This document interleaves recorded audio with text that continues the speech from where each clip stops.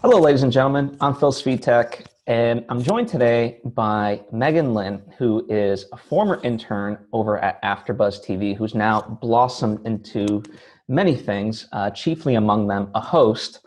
Her latest venture is 10-Minute Talks, which is a series where she interviews various healers and inspirational people, successful people, akin to kind of what I aim to do, but just in a different light and things like that. She's a journalist. She's has a social media marketing background, among other things. Like, the list of things that I know her to have done and do is really vast. So welcome to the show, Meagan. It's so good to be here. Thanks for asking me. Of course, I love whenever I get to share my friends' successes. So in that way, I saw what you were doing, and even before that, but now with this new show, I felt like it was a good time to reach out and be like, let's talk. And so I guess that's a good jumping off point. Like, I can kind of venture why you started it. You've kind of, in your trailers, you've stated it, but it seems like it came from your need to, with quarantine and so forth, people were dealing with so many mental health issues and just anxiety in general. And in a way that this was your way of kind of, helping ease that tension for people. Would that be correct to say? Yeah, something that really hit me during the pandemic was how Instagram didn't really change. Like, the influencer culture of always having to look perfect and have the filter on and show kind of the highlight reel of your life never really changed. And I was trying to keep up with that for a while. I had set a goal at the beginning of 2020 to post on Instagram every single day because I thought it would be a good creative challenge and put myself out there more. But that very quickly fizzled out once we were in lockdown and at home all of the time. And I was kind of racking my brain as to what are some ways that I can bring more positivity to social media. And originally in my head, I wanted to start some sort of IGTV series, something along those lines. It's just a couple minutes. And I was like, well, there's a 15-minute cap on IGTV. What could I do with that? And from there, it kind of spiraled into this short form podcast called 10-Minute Talks. So it's kind of similar to TED Talks, where you might have an expert on that's knowledgeable in several different things, but each episode is just one topic for 10-ish minutes. I try to keep it within there, but sometimes it goes a little bit longer. Yeah, I just started reaching out to people who either were a friend of a friend or someone I had seen on TV or in an interview or read their book and thought I got a lot out of them and I really want to ask them about X, Y, and Z. And that's how it started. So it went from me just wanting to bring a little bit more positivity to social media to being YouTube and Spotify and Apple Podcasts. Yeah, no, that's great. Certainly it's one of those things. Like, it's, I always look at things like, selfishly, if they help you, but they can also help other people, right? So they don't have to be like one or the other. They can actually be both in that sense. And so I'm curious, like, you mentioned, like, friends of friends or people that you aspire to. And obviously I have the list of guests that you've had on so far, but, like, in general, what are the things that you gravitate towards in terms of the authors you read or, people you find inspiring? I think anyone who talks about mental health is so huge for me right now because I think it's finally starting to become a little bit less taboo to talk about it. And people are starting to be a little bit more acquainted with various mental illnesses as opposed to kind of experiencing the symptoms but not really having a label for it. So just shoving it down. So people like Dr. Judy Ho, who was on The Doctors and on Face the Truth on CBS, who talks about self-sabotage and how that correlates with mental health. I felt like that was a really important topic right now, is people are kind of struggling with losing their jobs and not having that part of their identity to focus on during quarantine. And then people like Jamie Twerkowski, who founded Detroit Love on Her Arms, which is a really big mental health nonprofit and focuses on sharing people's stories and their recoveries in mental health. So I think things like that are definitely huge for me. And then just people who have really inspirational stories, who might have had either like a non-traditional path or overcame a really big struggle, because I think we can all see ourselves in those stories. Anyone who's had a very A to B straightforward path to success isn't relatable for a lot of us, or anyone who kind of had something handed to them, which really is so few people. So for that reason, I like people to like Liana Walenda. She's a part of the Flying Walenda family, which is a really famous circus family. She's seventh generation of that family and is really well known for wire walking. And back in 2017, she got in a really terrible accident and fell off the wire, broke multiple bones in her face and her legs and her ankle. But within 2 years from that, in 2019, she and her brother Nick walked over Times Square. I forget how many stories. I think it was 25 stories above Times Square on a wire.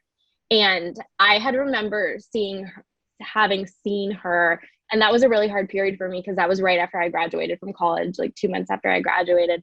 And I was very much in this space of not being sure what my purpose was or what I was supposed to be doing, kind of being paralyzed by fear. And she's someone who could have very easily been paralyzed by fear after her accident and decided to not get back on the wire, but she didn't. And that was such a turning point for me mentally. And so when I had seen her do that, I said to myself, someday I'm going to interview her. And I reached out to her before I launched the podcast as one of the first people I reached out to, and she said yes. And so I think people like that are always inspirational too. That's very cool. No, that's really wonderful. And there's a couple of ways I can go with this, and I want to explore as many of them as possible. But you mentioned like, what's your purpose? So do you feel like now you have identified that, or are you still kind of looking and whatever feels right, that's what you're going to go with? Or how would you kind of categorize yourself? Yeah. Oh man, asking about purpose is so hard. I don't know. I think we have like two. Sorry, sorry. No, go Or ahead. if you want to reconsider another way, sometimes people, like, what's your why? Instead of like, what's my purpose in life? What's the why that drives you? Maybe if that's easier to answer, I don't know. Yeah, I think it's almost like we have like an overarching purpose in life, but we have different pathways for walking that out. And for me, like I've always known that my purpose is like love God, love people. And I think that that's ultimately like what everyone's purpose is to make the world a better place and to love each other and to build into each other. But we have such different paths for walking that out. And for me, I think, I started out always doing musical theater and acting and band and like all of the creative things when I was younger. And then I studied broadcast journalism. I got into hosting. Now I'm back into acting. I started taking voice lessons again once quarantine started. And so I think like all of those things come together to guide me towards storytelling. So I see that as kind of my why or my overall purpose, because I think it can be easy as someone who's in a creative field to see it as kind of like a vanity thing or surface level. But I think we've seen, especially in the past year, stories are the things that bring us together and can give us hope. And they're the only things that really outlive all of us. And I think through telling our own stories and also being a vehicle through which other people can tell their stories is something that's powerful to me because it's helped me so much. Like the people who I interview are people whose stories have helped me. And so I just see that as like another vehicle through which I can like bring that to more people. Yeah, that's really wonderful. And one of the things, if you're willing to kind of go a little bit deeper with that, I love to kind of almost paint the picture, at that time when you were trying to figure out your purpose. Because one of the things that fascinates me with you is, you're someone who is very young at the start of their career. In my mind, you pretty much just graduated college. Like, I know it was like a year or two ago, but there's no real difference to me. And especially living, as someone that just like enters the job market pretty much, and like, this is what you're faced with.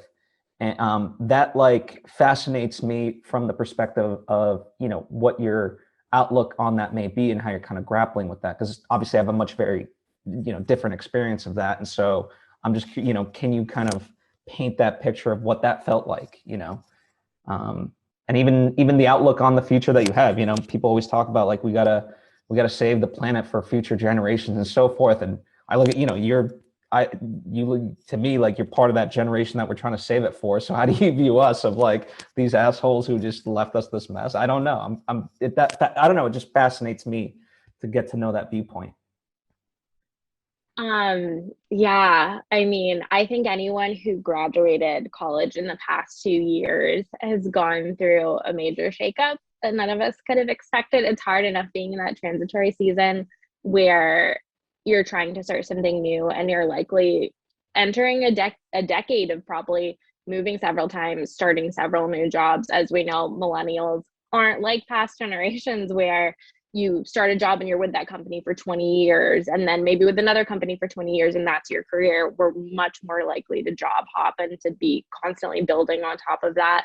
And so it's already such like a confusing, unstable season. And when I graduated, I knew that I was going to take some time off. I needed to figure out what I wanted to do because the path that I took in college was very much, I studied journalism, and many of my peers and what our professors encouraged us to do is take the local news route. And I always had gravitated towards entertainment. And I also came from an acting background, and I knew that I wanted to get back into that at some point. And so it was hard not to, because I did get job offers in local news. But having interned the summer before my senior year at AfterBuzz and getting exposed to that side of things made me pretty confident I wanted to pursue entertainment. But I didn't have a job straight out of school, as many people don't. And so I took that time off to like work at a restaurant and wait tables and figure out what I was doing. And it's really hard when you have a degree in something and you think you're supposed to be doing one thing because it's what other people say you're supposed to be doing, do local news or take the network route, like one of those two things. And you're like, no, I just need to wait it out. Like, I feel like I'm supposed to be in LA. I feel like I'm supposed to be doing entertainment. So I'm just going to wait it out. And so I just kept applying to jobs in LA while I was still living at home in North Carolina. And then in March was when I finally got the job working for Sophia Amoruso at Girl Boss, managing her social media accounts. The week that I was supposed to move to LA full time instead of being back and forth between coasts, which is what I'd been doing before, the NBA shut down. That's when COVID got really real. And there's just been continued instability since, not just for me, but for everyone. I ended up being let go from Sophia's team in October because of COVID stuff, which a lot of people are also in that similar position, not just young people, but people of all ages across the country. And so for me, that was when I instantly pivoted to doing 10-minute talks, and I started taking on freelance social media clients. And so I think had that happened maybe before I had interned for AfterBuzz, when I was exposed to so many people who are juggling multiple different things and freelance and act and direct and write and produce, and who also have restaurant jobs or side hustles or side businesses. I think if I had experienced that, having not been around all of these different people from AfterBuzz and in LA who are used to kind of balancing multiple things and having their own things going, it would have been a lot tougher for me. But I kind of understood the importance of pivoting, I guess, from that, and also not knowing that not everything's guaranteed and you have to kind of forge your own path and do things for yourself. And so I'm still very much in a transition season where I'm working with like a couple of freelance social media clients. I'm working on my own show. I'm in classes, I'm in lessons, I'm applying to some jobs in LA still that are mostly remote. And so I think it's really difficult. And I feel even more so for people who are in leases. Luckily, I didn't get into a full-time lease before COVID started. So I'm still living at home and I'm not paying rent, which is amazing. But I feel so much for people who have houses and children and who have bigger responsibilities. But if you're not tied down to that and you do have some flexibility during this time, I feel like one of the biggest things that I've learned is that life is too short and too precious to not go after you wanted to play it safe. I'm trying to remember, I think it was Jim Carrey in a graduation speech that he gave a couple years back had said, you can fail going after what you don't want. So why would you not go after what you do want? And I think that's what this whole past year of being in quarantine and year and a half of being out of school has taught me, is that nothing's a given, even if you take the safe path. So I'm choosing not to. And it's scary, but it feels like a lot more freeing and a lot more like me. Well, that's incredible. I mean, it's very fascinating to me, almost this duality of you have this incredible patience, yet, you know, as you're talking about, like, no regrets. So like you're still walking your path in that sense. And the word patience, I think, takes on a lot of meaning for, various people, and we all try to have patience. But how do you, I don't know, like, I don't know if you think about it or not, but I'd love to kind of explore that from your perspective of how you're able to have that. Cause I do think you have it. And I'm That's a curious, like how compliment. it is. And so like, do you like consciously foster it? If so, in what ways? Or, is it just something that, through your upbringing, or I don't, where do you, Mhm. Yeah, I don't know. I definitely feel impatient at times. I think it's like a little bit easier career-wise to view things through the lens of everyone's career path and plans have been taken off track because of COVID. So like there's really no such thing as being behind or being off track right now because what is the track? We're all off of it. Like everything's kind of all over the place right now. But I still, even with that, I still definitely feel like I want to be further along and I want to be doing more. But for me, I view everything through the lens of my faith. And I think whether or not you're Christian or religious or spiritual at all, I think we all put our faith in something. And for me, it's that if God wants me to have something, I'm gonna have it when I'm supposed to have it. If God wants me to be in this job, in this position, in this location, I'm gonna be there when He wants me to be there, and not any sooner, not any later. And I'm supposed to be where I am for a reason. And I have seen that play out for like various reasons. Like I almost signed a lease in January of 2020 before I had a job. And that would have been a mess because I would have gotten the job in March, but I wouldn't have even been going into a physical company. None of us would because we were all working from home. So I see how things kind of work out when they're supposed to. And I've seen that during COVID. And so that's kind of like the face side of things for me is knowing that, like truly knowing, like a deep sense of knowing that I'm going to end up where I'm supposed to when I'm supposed to. And it's not about my own timeline. And so that's part of it. But then I think the other part of it with having patience is kind of recognizing that there never really is an end in sight. Like at the end of the day, we're all going to die. And that sounds negative, but I don't mean it in a negative way. Like that's the finish line. It's not, the finish line isn't a job. It's not an award. It's not a title. Because once you get that thing, what do you do then? Like you still have all this life to live. Like we both worked for Maria Menounos at AfterBuzz, and she talks about all the time how it's a struggle when you get all of the stuff you want when you're really young because then you run out of things to live for. And so something that's kind of shifted my perspective in the past year is you have to get it in your head that if you're actively working towards your goal, if you're actively working towards your dream, then you are living your dream. Like it's not about an end goal because the end goal for all of us is just finishing our life and doing it the way we want to and living our values and being with the people we want to be with and all of those things that come with that. But you can't see the end goal is just getting the job or you'll never enjoy the steps leading up to it. yeah. Are you familiar with eulogy values versus resume values? Out of curiosity. No, I haven't heard Uh, of that. yeah. Can you, I mean, I can probably, so it's the idea, right? That I think everyone, like a lot of people, not everyone, I shouldn't say everyone, but a lot of people, they put value into resume values, right? So, stuff of like knowing this, knowing that.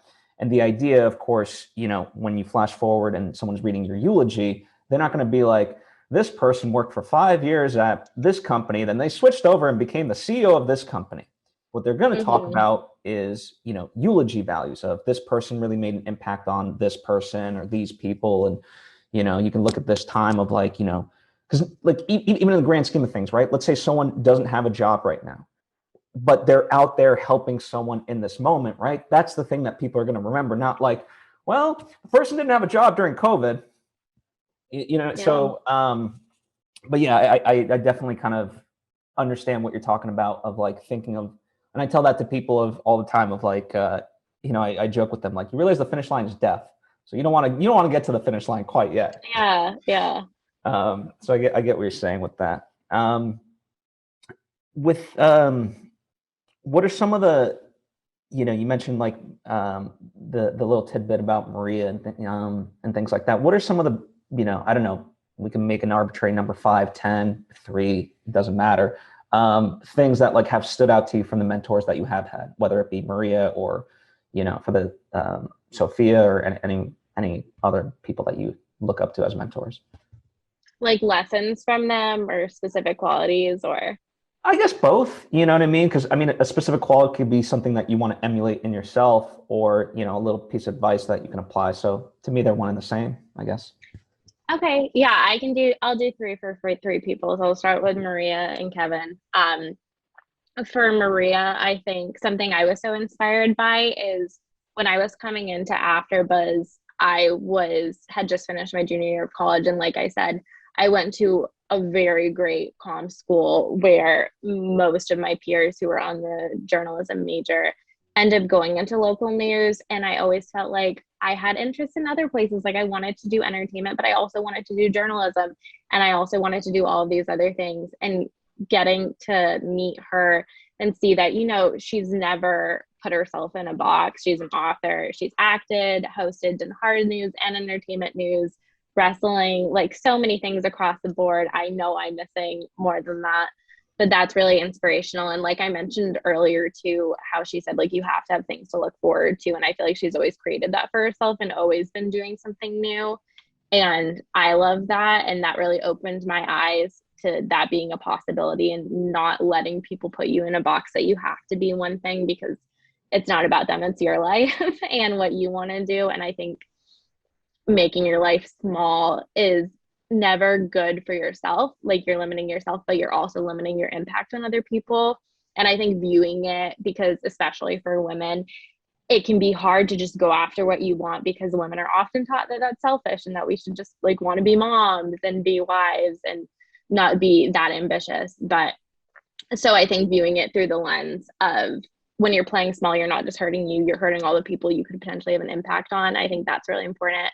And then from Kevin, there's been so many lessons I've learned from him, but one of the biggest things is to just keep moving forward and just keep doing, because I think especially during the pandemic, like your anxiety can get so bad and it can almost be debilitating and make you freeze in your tracks, because we're losing our jobs and our plans are completely off course, and you can just freeze when you don't know what your next step is. But when you just put yourself into the creative, like he always talks about, and just keep acting toward your goals and just keep doing things that are productive, that helps so much. And not only are you moving forward when you do that, but it also helps alleviate a lot of the stress, because you see that you're taking the right steps in the right direction. So of like all of the things he said, that's been particularly impactful for me during quarantine. And then one of the things I think from Sophia Amoruso, who I had the pleasure of working for at Girl Boss, and on her personal team, one of the things she talks about publicly a lot and has more since quarantine started is this idea of imposter syndrome. And you wouldn't think someone who's built multiple successful multi-million-dollar companies and is a New York Times bestselling author and has her own Netflix show and all these incredible accolades would struggle with feeling like she's an imposter, but she's talked openly about how she does, because she did take a non-traditional path. She didn't go to business school. She doesn't have the same qualifications, and she started very young.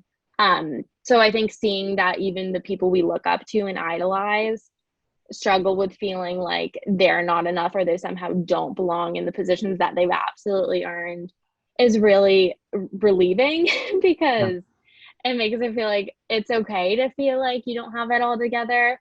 But it's also a great reminder to see that, like, if they don't feel like they have it together, and they definitely do, then maybe the thoughts and the things that I'm telling myself in my head aren't actually true either.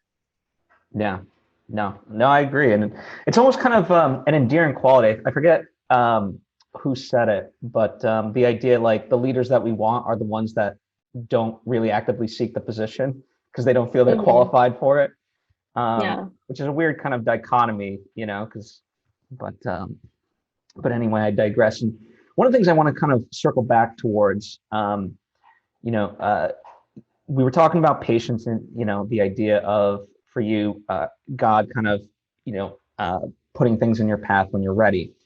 But I think some people, I think there's a fallacy where some people think like, oh, if it's not placed in front of me, then God doesn't want me to have it.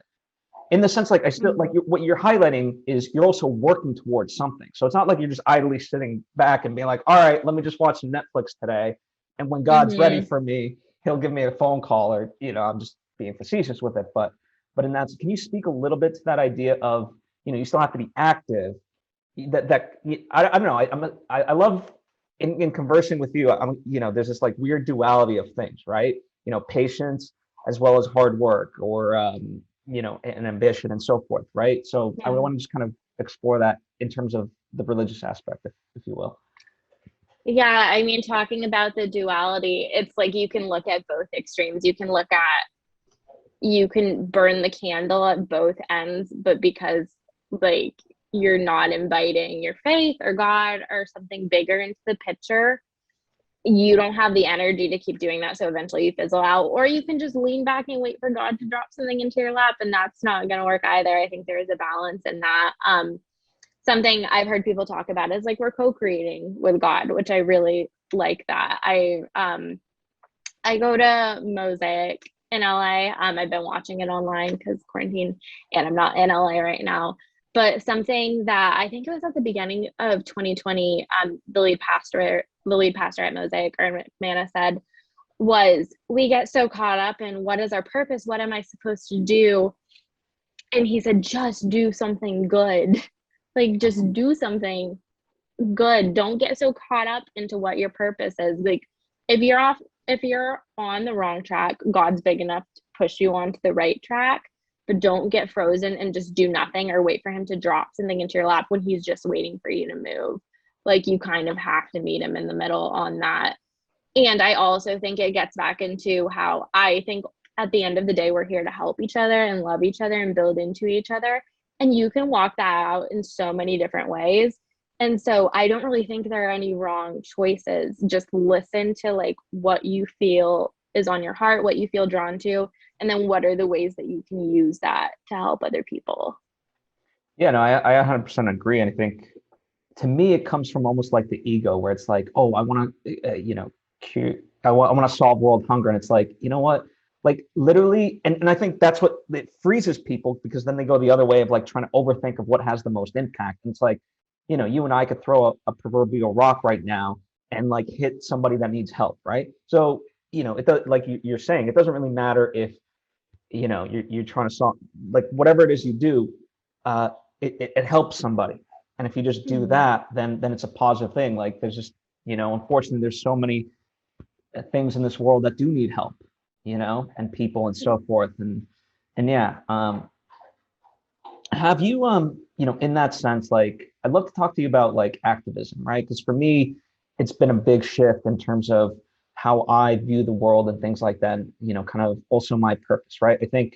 I don't think creativity is selfish, because I think that that is a way of helping people and so forth. But for Mm-hmm. me personally, I've also start to identify the things that are, blessings in my life and things like that, and how I can apply them on a bigger scale. And I'd love to kind of, just get your viewpoint on how you're kind of looking at the larger world, and how you're also, helping, in things that perhaps aren't as public.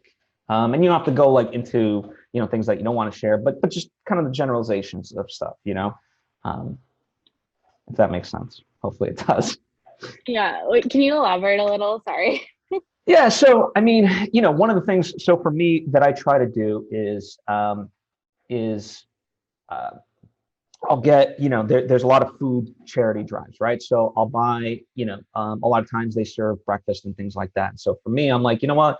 They have like a sign up sheet through Google Docs. And I'm like, all right, I'll get eggs, and I'll get bacon, I'll make it. And you just kind of do it, and then you drop it off. And, Mm-hmm. for me, I don't talk about it or post a lot about it, because it feels like signaling of like, I'm this great guy, like, look what I'm Mm-hmm. doing, versus like, to me, what the cause is. Um, but it, so but I actively try to do and look at, just small things that have big impact in my world, such as that. Because, for me, what is it, like 30 minutes of just food preparation, when in reality, the amount of people that it ends up helping through a collective, not just me, has a huge impact, right? And so as much as I try to focus on the things that I'm working on, I also try to take that step back and be like, okay, and I guess it's a balance of career and personal, if I had to kind of dumb it down. I don't know. Yeah, no, totally. I get that. I think this is another thing that Kevin talks about a lot that I really love is focus on your microtransactions, because I think from a mental health standpoint, for one, when you look at the news, it's the very most extreme examples of what's going on in the world. But you go out and you go to the grocery store, or you go to class, or to the coffee shop, or wherever it is that you're going, those typically aren't the experiences that you're having on a day-to-day basis. And I think similarly, we see these like blown up examples of humanity at its worst on the news. We also see the examples of celebrities and people with a lot of wealth and entrepreneurs who are able to do so much. And we think that, oh, well, when I get to this point in my career that I want this job, that I want this, and I have this platform that I want, then I'll do good. But I don't think that's the case. I don't think you can wait to become the person that you want until you get something that you want. I think who you are now is who you're going to be when you have that job, when you have that platform, when you have that position of power, just at a magnified level. So you have to focus on being that person now.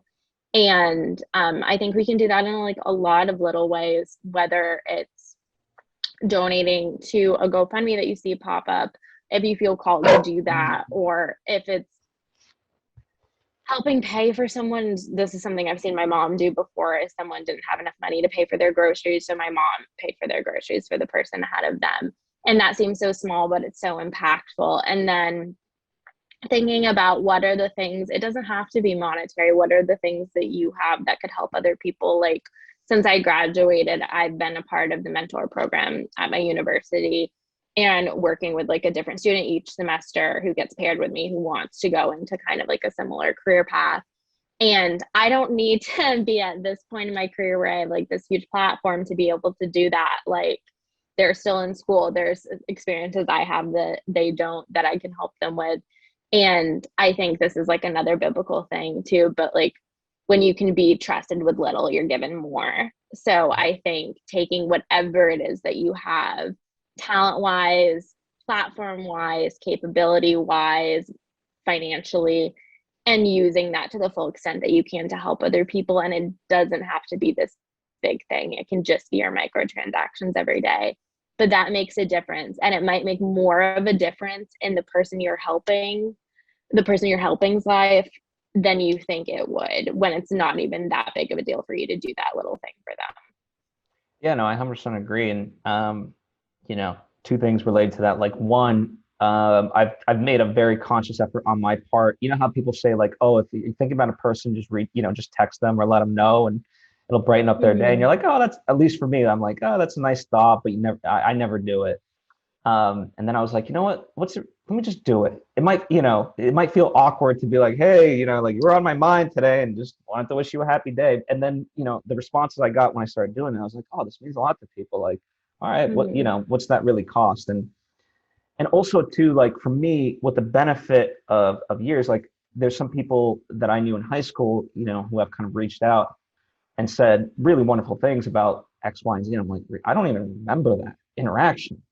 And so, like, it's fascinating to me when you, at least as I look at it, like, when I release my ego and just do it from a pure heart, like, the smallest little thing that I think like means nothing to anyone can have such a huge impact. So yes, I 100% agree. Yeah. In that regard. What I'm curious, you mentioned, you're kind of mentoring. So, what, I mean, I can take a stab at like what is going through these students' mind, but like, on a general level, what's kind of, worrying them? Is it more the career aspect of things, or like the fact that we're in a pandemic, or a mixture of both? I don't know. I think a mixture of both. The hardest thing right now is when you're going into something that's so like no one in media or entertainment really cares what your GPA is or what classes you took. It's about how much practical experience you have and hard skills that you have. And you get that through internships. So everyone's like, how do I get an internship? And if they're about to graduate, how do I get a job? And everything's remote right now, or places aren't hiring, they're letting people go.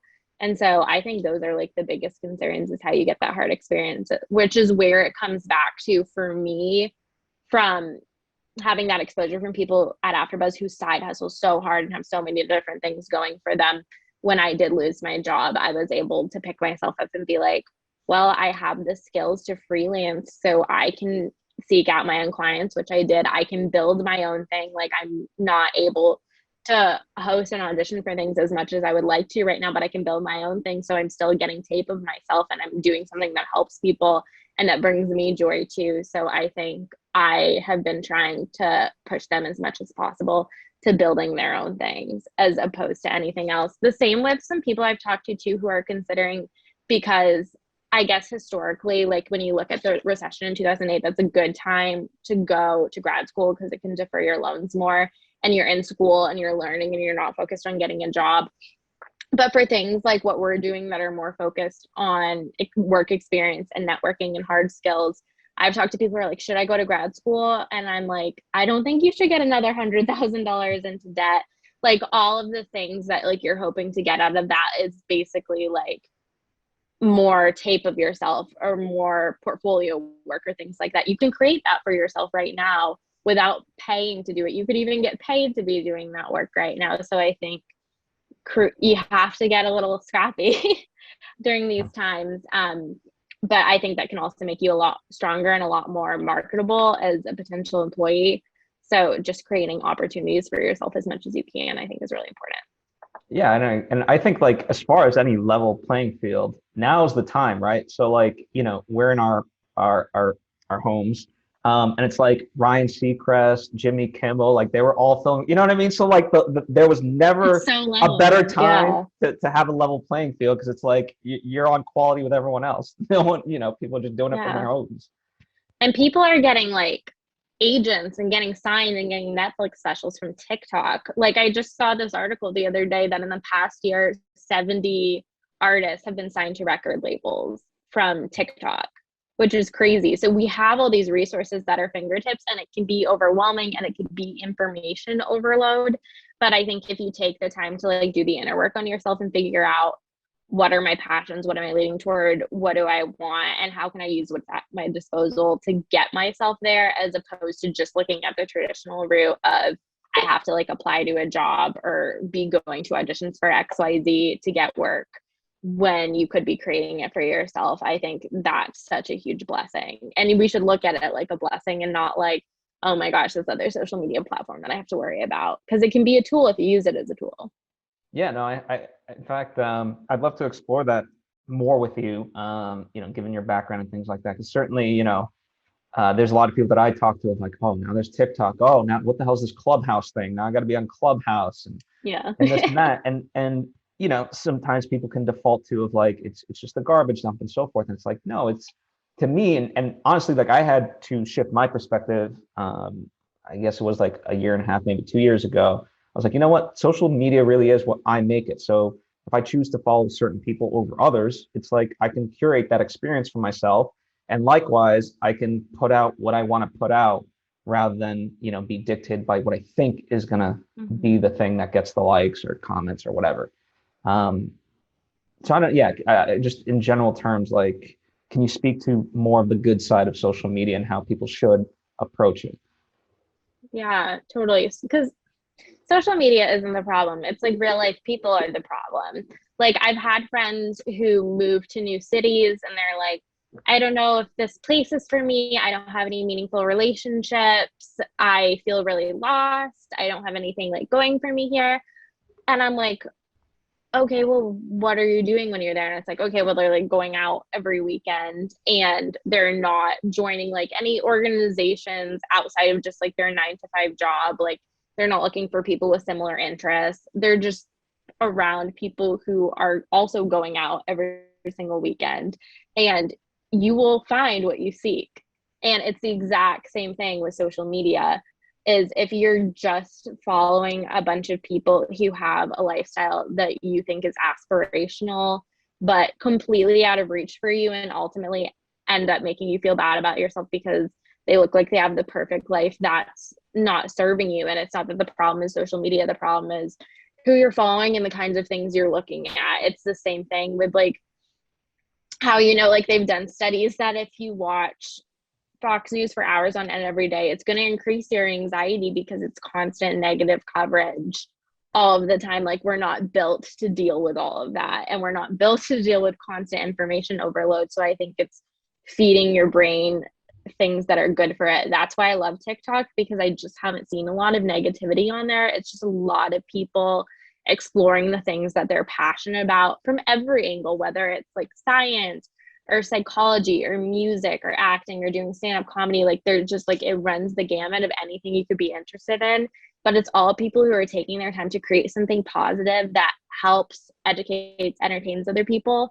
And I think that that's really beautiful. So in general, I recommend TikTok to anyone who's not on it, especially for creatives. But then when it comes to things like Instagram or Facebook that can be less positive, like with things like Twitter and with Instagram and Facebook, if you don't want to unfriend someone or unfollow them, you can mute them. So you're not being mean. They're not taking it any certain way, but you're not seeing stuff that's hurting you. And then if it's just like a bunch of famous people or people you don't know that you follow who are making you feel bad, unfollow them. I highly recommend doing a social media detox every once in a while and see who are you following that's actually like either a part of your life or is serving you somehow.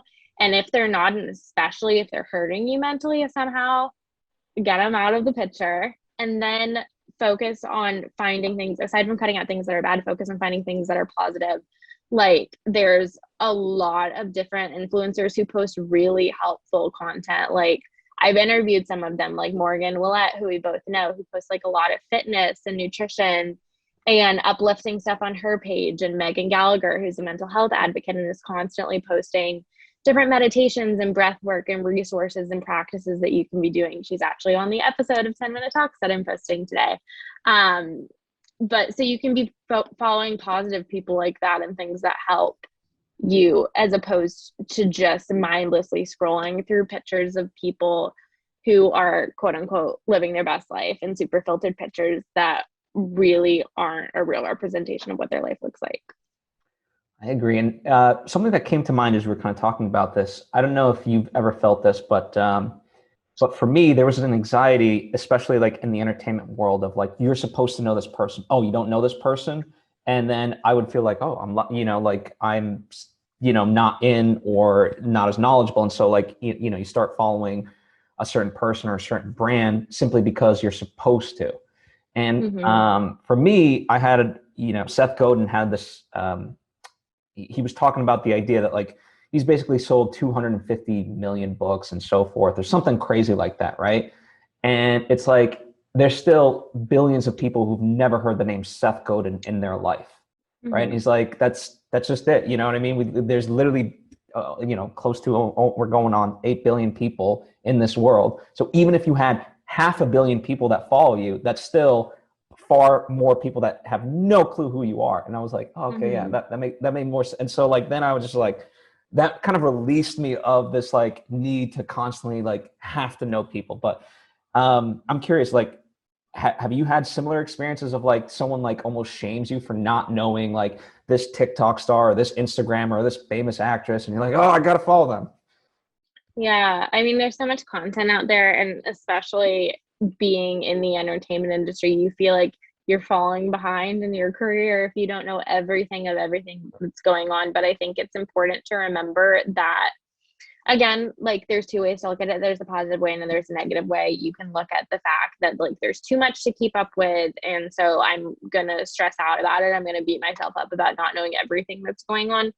Or you can look at it in a super positive way, where there's so many different streaming platforms. There's so many social media platforms like TikTok where more voices are being heard. We're getting a more representative look at what it means to be a human in different parts of the world and different parts of the human experience. And just find the things that you like and that resonate with you, and don't worry about spending too much time on the things you don't like. Even for actors who are auditioning for series, a lot of the times you'll audition for something where you haven't watched it before. And so you might watch like a couple episodes to get like the flavor and the style and the tone of it. But no one has time to watch all 8 seasons of every single TV show that's ever been made and every single film that gets nominated for award, and listen to every single podcast that's a must listen, like, and watch all of these, like, you don't just want to be consuming content all the time. You want to be living your life. And I've definitely been someone who gets so much anxiety about feeling like I have to be listening to every single thing, that like I have a podcast going at double speed while I'm working on this thing. But like, no, don't do that. And especially, I think, just like pay attention to how you feel when you're watching and listening to stuff. Like if you have to watch something because it's work related, that's one thing. But as far as what you're doing in your free time or to better yourself, if it's not actually inspiring you or teaching you or calling you forward in some way, if that makes sense, I wouldn't bother with it. Because you have to live your life. You can't spend all this time consuming, or you're going to become all of the things you're consuming. You also have to spend time in relationship with people and actually producing and creating things yourself. So I think if it's not feeding you in a positive way, don't spend your time on it. Yeah, I think tangentially related to the spirit of what you're kind of going for, although, I hope you see it, there's like this Beatles quote, time you enjoyed wasting was not actually wasted. Mm-hmm. I kind of like that one, because everyone thinks like if they're not being productive, it's like the world's greatest sin. And it's like, no, if you had fun, that's not bad. I mean, back to the eulogy thing. I don't want to die, and people are like, man, she was so productive. I didn't even spend that much time with her because she was so busy working. Yeah, it's definitely. I think you'll start to the eulogy values versus resume values. I think that's going to resonate with you. As we wrap up, anything else that you want to share that might be of benefit to, my goal is aspiring artists, things like that. So anything that can help them on their journey, whether tactically or just mentally. Oh man. Sorry to put you on the spot. No, that's just a lot. Let me think. I would say that if you feel led to do something, there's a reason for that. Our dreams don't come out of thin air. They mean something. And I know it can be really hard to put yourself out there. That's something that I struggle with when I launched 10-minute talks and with the other creative projects that I'm pursuing, is I don't have this huge platform yet, and I'm not X amount along in my career. And oh my God, are people going to be like, who does she think she is, like doing all of this stuff? But that's how we all start out. We all start out from square one for the most part, unless like you're born into like a super successful family. But for the most part, we all start out from square one. And so don't let fear stop you from what you feel led to be doing. Keep leaning into it, and whenever you feel that fear, take a step forward. Don't take a step back, and don't freeze, because that's the only way you can guarantee that you definitely won't get what you want, is if you don't take the steps to get there. And if for the most part, like the things that you think people are going to say about you, they're probably not. And if they do, the only way it can actually get to you is if you let it stop you from doing what you want to do. I don't know anyone who isn't a hard worker and nice to people. I don't know anyone who's a hard worker and who's nice to people who isn't successful or who hasn't become successful at one point. And so just keep pushing forward, even when it's hard and even when you're scared. And if you have a cool story or something you want to promote, feel free to reach out to me, because I'm always looking for guests on 10-minute talks. That's awesome. Well, I think that's a great message to end on. I'm glad I pushed you to get that. And all your social media is pretty much down at Meagan Lynn, correct? At Meagan Lynn TV, because at Meagan Lynn was taken. At Meagan Lynn TV, and Meagan spelled Meagan. You got it. Excellent. Well, thank you so much. For those listening, watching, please go check out 10-minute talks. It's really wonderful. I'll link to it. All the things that she's working on, I'll link to in the description box, so that way it's a lot easier to get to. You don't have to do any searching. So please do yourself a favor and check it out. And thank you, Meagan.